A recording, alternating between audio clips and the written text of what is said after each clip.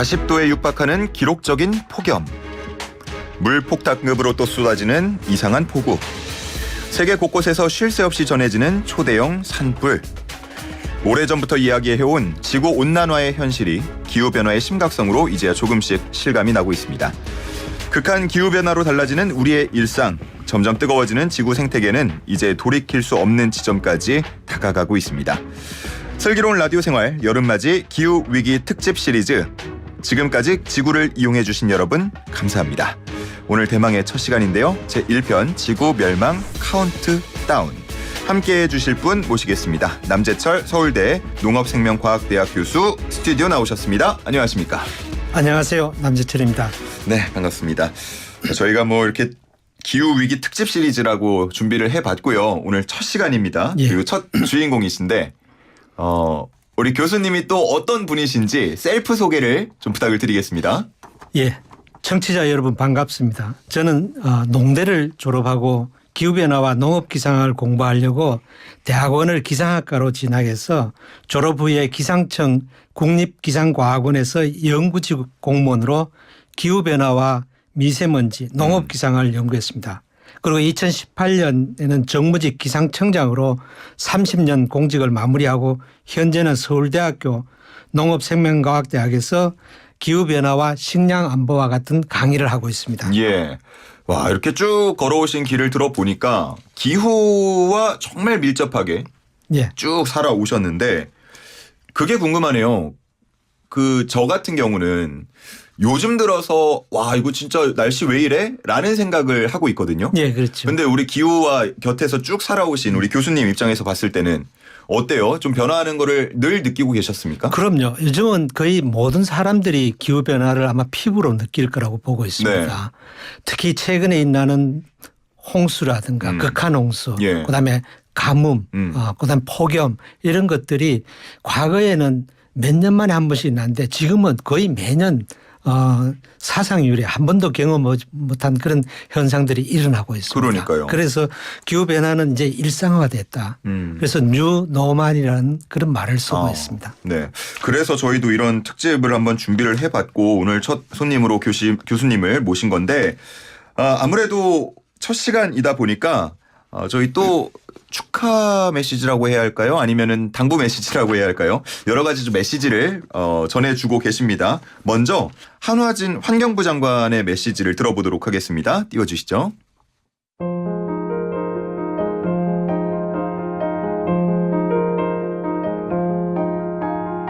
안녕하세요. 환경부 장관 한화진입니다. 전 세계가 극한 호우와 폭염, 산불 등 전례 없는 기후 위기를 경험하고 있습니다. 우리나라도 올해 봄까지 이어진 가뭄, 이번 여름의 기록적인 폭우와 폭염 등 극한 기상 현상이 일상화되고 있습니다. 우리 모두 기후 위기에 철저히 대비해야 합니다. 일회용품 덜 쓰기, 에너지 아껴 쓰기와 같이 생활 속에서 온실가스를 줄이는 행동 변화 또한 필요합니다. 슬기로운 라디오 생활의 기후위기 프로젝트는 기후위기에 대한 국민의 인식을 높이고 행동 변화를 이끌어내는 뜻깊은 계기가 될 것입니다. 소중한 지구를 지키고 지속가능한 미래를 위해 여러분의 많은 관심과 실천을 부탁드립니다. 감사합니다. 행동 변화까지 이끌어낸다고 말씀을 해주시니까 예. 책임감이 좀 상당해지고요. 어깨가 예. 무거워집니다. 맞습니다. 예. 자, 이렇게 좀 짧게 한화진 장관의 이야기를 들어봤고요. 제가 이런저런 질문을 드리기 전에 지금 상황이 어떤지 우리 교수님이 좀 정리를 해주시는 시간을 가져보면 어떨까 싶어서 지구를 바꾸는 300초 강의 이를 준비를 해봤습니다. 저는 학생의 자세로 잠시 돌아가도록 할 테니까요. 우리 교수님은 원래 하시던 대로 강의를 한번 진행을 해주시면 되겠습니다. 300초 강의 함께 들어보겠습니다. 예, 오늘 그 지구 멸망의 카운트다운, 사실 인터뷰 타이틀이 좀 자극적입니다. 표현이 좀 잘못됐다고 생각하는 것이요. 지구는 멸망하지 않습니다. 기후변화로 지구에 살고 있는 우리 인간을 포함한 많은 생물종이 멸종한다는 것이죠. 가장 혹독한 환경 속에서도 살아남을 수 있는 생물이 바퀴벌레라고 합니다. 그래서 그런지 설국 열차 속에서 부족한 식량을 바퀴벌레로 만든 젤리, 즉 고단백질의 탄수화물, 고단백질을 먹어야 하는 그런 것이 현실이 될 수도 있다고 생각을 합니다. 기후위기 시대가 도래하면 우리 인간에게 가장 필요한 식량이 부족해서 문제가 됩니다. 식량 위기에 살아남기 위한 전쟁을 할 수도 있고요. 21세기 우리 인류가 해결해야 할 가장 중요한 이슈가 바로 식량 위기입니다. 지금 대부분 사람들이 기후위기 시대가 도래한 것을 피부로 느끼고 있을 겁니다. 최근 몇 년을 돌이켜보면 정말 경험하지 못했던 가뭄, 홍수, 한파, 산불, 100년 만의 현상들이 매년 같은 뉴스를 보고 있습니다. 그 얘기는 그 극한 기상의 기록이 갱신되고 있다고 하는 그런 것입니다. 그렇지만 얼마 전만 해도 기후변화 음모론자들이 제법 있었습니다. 그러나 이런 그 주장이 최근에 나온 IPCC 6차 평가 보고서에 그게 2021년 나오면서 과학적으로 틀렸다는 것이 입증되었습니다. 기후변화에 따른 지구온난화로 전 세계 평균 기온이 산업혁명 이전 대비했을 때 1.1도 상승을 했습니다. 우리나라는 거의 2도 이상 상승해서 2배 이상 올라갔고요. 이에 따라서 한반도에서는 남해안 지역에 제주도에 재배되던 아열대 과일인 감귤과 키위가 노지에서 재배가 가능합니다. 우리나라의 식량 사정은 무척 우려스럽습니다. 영국 이코노미스트 저널에서 매년 발표하는 세계 각국의 식량 안보 지수를 보면요. 우리가 113개국 중에서 2022년 39위입니다. 이 순위는 OECD 선진국 중에서 가장 낮은 국가가 우리나라입니다. 다시 말해서 식량 위기가 닥치면 선진국 중에서 우리나라가 가장 먼저 식량 위기를 겪어야만 하는 겁니다. 이제 식량 문제로 식량 안보라는 용어를 자연스럽게 쓰고 있습니다. 여러분, 안보는 외교나 국방과 같이 경제적인 잣대로 정책을 결정할 수 없을 때 사용하는 단어입니다. 우리나라는 과거 40년 동안 수출 주도의 반도체, 자동차, 스마트폰, 철강 이런 것을 수출해서 번 돈으로 식량을 수입하는 것이 정책이었습니다. 물론 국제 곡물 가격이 우리나라보다 훨씬 싸기 때문에 경제적으로 보면 정책이 맞는 정책입니다만, 그러나 최근에 기후변화로 해서 어떤 일이 납니까? 우리나라 곡물 자급률이 2022년 보면 20.6%로 떨어졌습니다. 무려 80%의 우리가 먹는 곡물을 수입에 의존하고 있습니다. 그래도 지금까지는 그 곡물 수입에 큰 문제가 없어서 다행이었습니다. 그런데 최근에 기후변화, 코로나19와 같은 팬데믹, 그리고 러시아 우크라이나 전쟁이 발생하면서 국제 곡물 가격이 폭등하고, 그래서 세계 지도자들이 글로벌 식량 위기를 경고하고 있습니다. 지금 앞으로 기후위기가 더 심각해지면 주요 식량 생산국에서는 가뭄이나 극한 홍수 등이 발생해서 국제 곡물 가격이 폭등하는 건 물론이고 우리가 돈이 있어도 사지 못하는 일이 생길 수가 있습니다.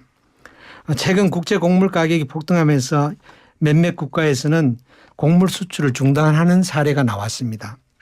세계 식량기구라고는 FAO는 2022년 보고서에 의하면 전 세계에서 식량 부족으로 약 한 8억 명이 기아에 허덕이고 있으며 매년 그 숫자는 증가하고 있다고 합니다. 매년 굶어 죽은 사람이 무려 4,500만 명이 된다고 합니다.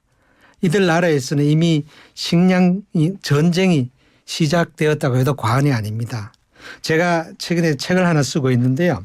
그 제목이 식량 위기에서 살아남는 법, 기후 전문가가 전하는 인류 생존의 마지막 기회입니다. 우리나라는 기후 위기로 해서 저는 2050년 전에 식량 위기를 겪을 거라고 저는 전망하고 있습니다. 따라서 식량 자급률을 높이고 안전한 곡물 수입을 위해서 수입 다변화라든가 또 식량 소비를 줄이기 위해서 음식물 쓰레기 줄이기 운동 등을 해야 됩니다. 다시 말해서 식량 안보 지수를 높이는 그런 정책들을 착실히 준비해야 된다고 합니다. 야, 제가 학창 시절에 좀 잠을 많이 자는 불량 학생이었는데 그래서 오늘 집중해서 정말 잘 들었습니다. 감사합니다.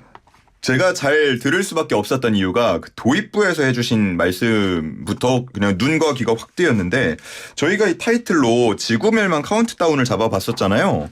근데 사실은 지구멸망 카운트다운이 아니고 인류멸망 카운트다운이다 이 얘기를 해주셨어요. 예, 맞습니다. 제가 여기서 질문 하나 드리겠습니다. 예, 인류는 우리 사람들은 예. 흔히 말하길 적응의 동물이라고 하지 않습니까? 예, 적응 못하고 멸망합니까? 예, 그렇습니다. 그 원인을 어떻게 찾냐면요.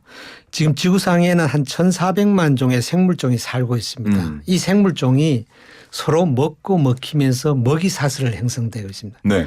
최상위 포식자가 우리 인류입니다. 근데 이 생물종 중에서 무려 기후변화로 해서 하루에도 70여 종씩 멸종을 하고 있다고 합니다. 1년이면 지금도요? 예, 1년이면 2만 5천 종, 100년이면 250만 종. 4분의 1이 멸종하면요. 이 먹이 사슬이 무너져서 우리 인류에게 제공하는 식량을 제대로 제공을 써도 인류가 멸종한다는 겁니다. 그래서 우리가 생물종 멸종을 보호하기 위한 국제 협약도 있고요. 예. 다양성 보호 그런 것들이 바로 식량하고 연결이 돼 있어서 그렇습니다. 예. 그 앞서서 말씀해 주실 때 IPCC 6차 평가 보고서 예. 뭐 이걸 말씀해 주셨는데 예. 이게 어떤 내용을 담고 있는 거예요? 기후변화 문제가 심각해진 게 1990년대 초였습니다. 그때 IPCC라는 이게 이제 영어로 번역을 하면 기후변화에 관한 정부 간 협의체입니다. 이거를 세계 기상기구하고 유엔 환경계획이 공동으로 1988년 설립한 국제기구입니다. 예. 이 세계에서 저명한 과학자 무려 1,000명 이상이 IPCC에 자발적으로 참여해서 5년에서 8년 주기로 기후변화 평가 보고서를 발간합니다. 그 평가 보고서가 히트를 쳤는데요. 1990년대 1차 보고서가 나와서 1차 보고에서는 기후변화가 인간의 책임일 수도 있다 하는 결론을 냈고요. 예. 2차, 3차, 4차 보고서가 2007년도에 나왔는데 95% 이상 확신하건대 인간의 책임이다. 기후변화는. 그래서 그 기후변화의 심각성을 알린 공로로 2007년도에 IPCC가 노벨 평화상을 받았습니다. 국제기구가. 그렇군요. 예, 그리고 2021년 재작년에 마지막으로 6차 보고서가 나왔습니다. 6차 보고서에서는 기후변화는 100% 우리 인간의 책임이다. 우리 100%. 인간이 산업활동으로서 배출된 온실가스가 지구온난화를 일으킨 게 원인이고 그로 인해서 다양한 기상재해의 기후변화가 일어난다 하는 예. 결론을 내렸습니다. 예. 물론 저 혹시 아시는지 모르지만 이렇게 IPCC가 굉장히 권위 있는 조직인데요. 예. 그 의장이 책임자가 우리나라의 이회성 박사였습니다. 2015년에 의장으로 선출이 돼 가지고 예. 6차 보고서를 쓰는 8년 동안에 보고서를 총괄하는 그런 역할을 하셨고요. 금년 7월 28일 지난주입니다. 바로 그 총회에서 다음 그 의장이 선출돼서 임기를 성공적으로 마감을 했던 게 IPCC입니다. 그렇군요. 굉장히 중요한 조직이죠. 예.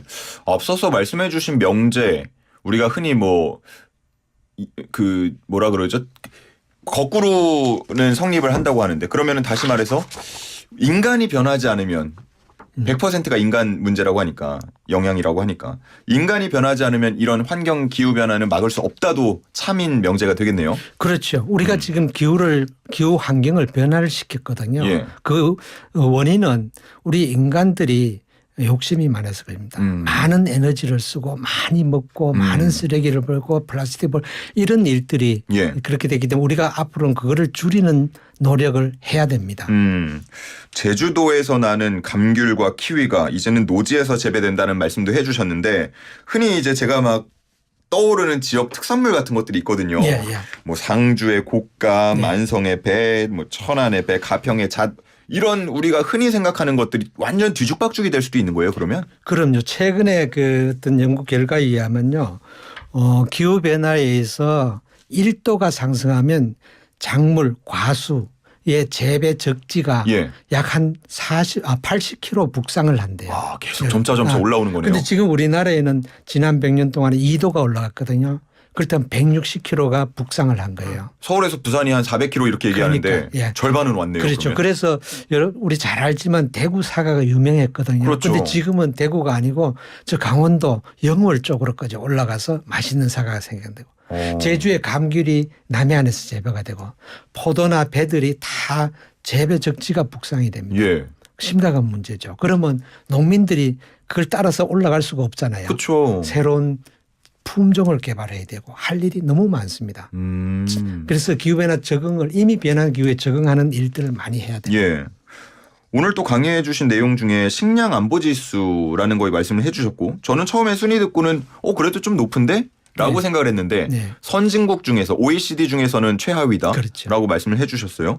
우리나라가 유독 좀 취약한 이유는 뭐가 있을까요? 예, 우리나라가 기본적으로 땅이 적지 않습니까? 인구는 많고. 예. 그러니까 농토가 적은데 인구는 많고 도시화가 되고 해서 기본적으로 생산할 수 있는 그 능력은 부족합니다.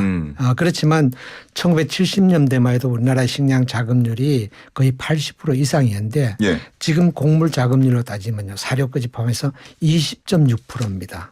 굉장히 낮아진 게 심각한 문제고요. 예. 선진국에 해당되는 OECD 평균을 봤을 때 거의 한 102%가 됩니다. 그런데 우리는 20.6%라고 하면요. 우리나라가 심각한죠. 그러네요. 근데 선진국 중에서 우리나라와 일본이 유독 자급률이 낮습니다. 나머지는 다 높습니다. 그래서 일반적으로 농업이 강한 나라가 선진국이다 할 정도로 지금 선진국들은 거의 100% 이상의 자급률을 수출을 하는데 일본과 우리나라는 거의 7, 80%를 수입하는 나라입니다. 땅도 부족한데 뭘 그렇게 지어 그냥 돈 많이 벌어서 사오면 되지라는 게 그 정책이 그렇게 된 겁니다. 그래서 우리나라에 적어도 자급률을 높이기 위한 정책으로 해서 해야 되는데 그렇게 안 하다 보니까 싼 거 외국에서 사오다 보니까 예.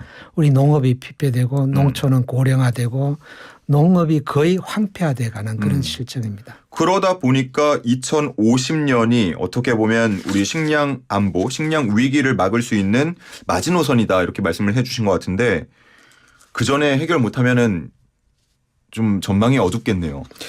왜 제가 2050년이라고 얘기했냐면요. 파리 기후변화 협약에서 우리 인류가 기후를 변화시켰는데 그걸 막기 위해서는 적어도 산업혁명 이후에 기온 상승을 2도 밑으로 1.5도까지 막아야 된다 이렇게 약속을 했습니다. 예. 그래서 1.5도가 소위 말하는 임계점인 티핑 포인트가 됩니다. 근데 벌써 1.1도나 올라갔거든요. 0.4도밖에 안 남았습니다. 어떡합니까? 그래서 전 세계가 2050 탄소 중립을 선언합니다. 각국이. 우리나라도 선언을 했습니다. 선언을 해서 탄소 배출, 온실가스 배출 줄이기 위한 에너지 절약이나 모든 노력을 하자고 약속을 했습니다.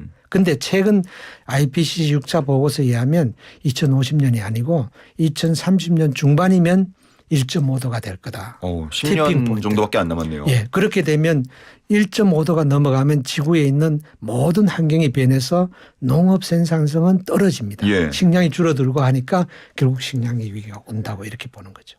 와, 뭐 당장 만약에 그 전망이 맞아 떨어진다면 12년 정도, 10년 정도가 남은 건데 좀 심각성을 느낄 수 있도록요. 예. 만약에 극단적인 이런 기후 변화로 극단적인 식량 문제가 발생한다면 우리 눈앞에 어떤 현상들이 펼쳐질지 궁금해요. 예, 우선 우리나라는 지금 제일 심각한 게 기후 위기는 이제 피부로 느끼기 시작하는데 예. 식량 위기는 느끼지 못합니다. 여러분 대형 마트나 골목 시장에 가보면 음식물이 맞죠. 넘쳐나지 않습니까? 예. 근데 사실은 기후 위기하고 식량 위기는 연계되어 있습니다. 기후 변화가 되면 식량 생산이 줄어들고 곡물 가격이 올라가잖아요. 네. 국제 곡물 가격이 올라가기 시작하면 사실은 우리나라의 대부분 사람은 그래도 먹고 사는데 걱정 없습니다. 굶어 죽을 이유는 없는데 우리 저소득층 6% 약 한 300만 명 정도는 소득의 대부분을 음식을 사는 데 씁니다. 엔겔 지수가 높잖아요. 예. 가격이 2배, 3배 올라가면 어떻게 됩니까? 굶게 되잖아요. 그분들이 가만히 있겠습니까? 폭동을 일으키죠. 그게 우리가 경험할 수 있는 미래의 식량 위기입니다. 이미 사례로 아랍의 봄이란 아프리카 북부하고 아랍 중동에서 예. 2008년도에서 2010년도에 대규모 식량 폭동이 있었습니다.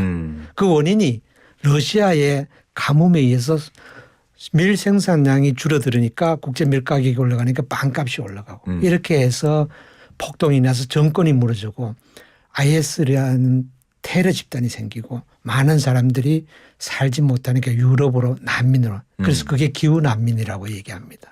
이런 일들이 미래에 일어날 수 있는데 그 근본적인 요인은 기후 변화지만 그 영향은 바로 식량 위기로 우리한테 다가온다 이렇게 보는데 그런 심각성을 좀 느껴야 되는데 예. 국민들이 느끼지 못하니까 대책을 세우지 않을까 합니다. 행동을 하지 않아요. 이게 심각합니다. 뭐 폭동이 일어나고 마트를 들어가서 깨부수고 음식 훔쳐오고 이런 거는 해외에서만 일어나는 일이라고 생각을 했는데 지금 말씀을 들어보니까 야, 이거 정말 심각하다라고 느껴지고요. 관련해서 또 우리 시민분들이 궁금한 점이 있다 그래서 저희가 인터뷰를 좀 가지고 왔거든요. 질문입니다. 관련된 질문인 것 같아서 지금 한번 이 내용을 물어보도록 하겠습니다. 자, 띄워주시죠. 기후가 이상해지면 식량도 부족해질 텐데 그럼 전쟁도 일어날 수 있는 건가요?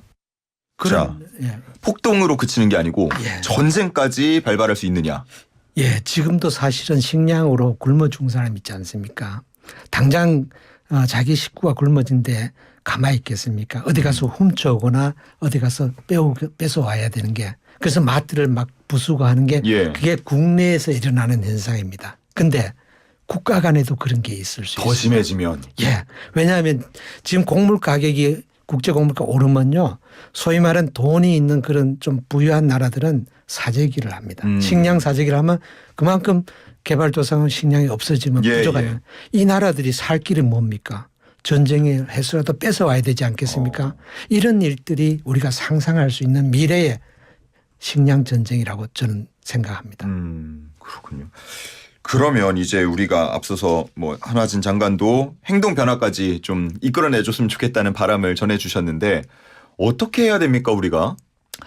예, 우선 그 우리나라의 식량 위기를 보면요, 사실은 부족하고 지금 현실을 봤을 때 정부 당국에서는 식량 자급률을 높이기 위한 노력을 꾸준히 해야 됩니다.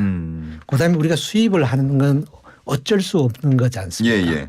수입을 안전하게 할 수 있는 방법을 대책을 마련해야 됩니다. 예를 들어서 우리가 미국이 가격이 싸다고 미국에서 100% 사오다가 미국이 기후변화로 가뭄이 있거나 홍수가 나거나 태풍이 허리케인이 와서 수출을 못한다고 일단 자국 국민들 먼저 챙기겠죠. 그럼 우리는 굶어 죽을 수 있잖아요. 그러니까 수입 다변화해서 여러 나라에 사용. 대표적으로 싱가포르가 그렇게 합니다. 한 나라에 싱가포르는 30% 이상을 수입하지 않고 법으로 정해서 여러 나라. 그래서 한 나라가 문제되면 대책을 세우는 그게 국가가 할 일입니다. 그게 바로 식량 안보 지출 높인 거고요. 예. 개인들은 아까 말씀드린 대로 기후 위기하고 식량 변화는 연계되어 있습니다. 식량 위기가.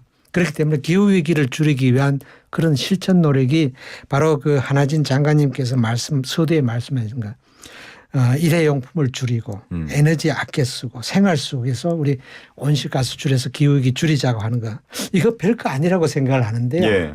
뭐 종이컵 쓰는 거 뭐 그러나 그런 작은 개개인의 행동이 우리 국민 모두가 참여하게 되면 큰 힘이 될 수 있다. 그렇게 보니까 국민들 모두가 기후위기를 줄이기 위한 노력에 앞장서야 달라고 하는 그런 부탁의 말씀과 강조의 말씀을 예. 드립니다. 친구들끼리 모여가지고 카페 같은 데 가보면 요즘은 한 명쯤은 그런 친구들이 있어요. 나는 플라스틱 빨대 안 쓸 거야. 내 텀블러 주세요. 뭐 이런 친구들이 있는데 그러다 보면 주변에서 꼭 그 얘기가 나와요. 야, 너 하나 그렇게 한다고 그렇지. 지구 안 바뀌어. 예. 이런 생각을 그 생각을 버리셔야죠. 버려야 내 된다. 하나가 별거 아니지만 내 주위의 모든 사람을 같이 동참하게 한다 그러면 결국 국민 모두가 참여한다 그러면 쓰레기 버리는 거라든가 플라스틱 쓰지 않는 거라든가 이런 것들이 바로 우리 기후 위기를 줄이고 그로 인해서 식량 위기도 우리가 극복할 수 있다. 저는 이렇게 봅니다. 알겠습니다. 7451님께서요. 정말 말씀 들어보니까 기후변화가 빠르게 오고 있다는 게 느껴지고요. 심각하다고 느껴집니다. 정말 많은 걸 바꿔야겠다는 생각이 드는데 우리가 먹고 쓰고 낭비하는 에너지들을 줄여야겠습니다. 라고 의견도 보내주셨습니다. 예, 좋은 말씀입니다. 네. 자, 오늘 이렇게 첫 시간 함께 해봤는데요. 어떻게 하시고 싶은 말씀은 다 하셨는지요? 예, 워낙 하실 말씀이 많았을 텐데 시간이 좀 제한이 있어서. 예. 예. 강조하고 싶은 말씀이 있으면 마지막으로 한 30초 정도 들어볼까요? 예, 우선 그 기후 위기에 대한 국민 인식은 어느 정도 갖춰져 있습니다. 제가 누차 말씀드리지만 식량 위기에 대해서는 국민 인식이 안 돼 있는 게 그게 우리가 심각한 위기입니다. 식량 위기와 기후 위기는 연계되어 있다고 여러 번 말씀드렸기 때문에 우리 미래의 안전한 식탁을 위해서는 기후변화 대응을 위한 실천 행동을 바로 지금 함께 행동으로 해 주십사 하는 부탁의 말씀을 드립니다. 네, 좋습니다. 아마 오늘 방송 듣고 더 심각성을 느끼고 행동 변화를 해주시는 청취자분들이 있으리라고 믿습니다. 자, 오늘은 여기서 마무리하도록 하겠습니다. 저희 첫 시간을 잘 꾸며주셔서 대단히 감사합니다. 남재철 교수였습니다. 고맙습니다. 예, 감사합니다.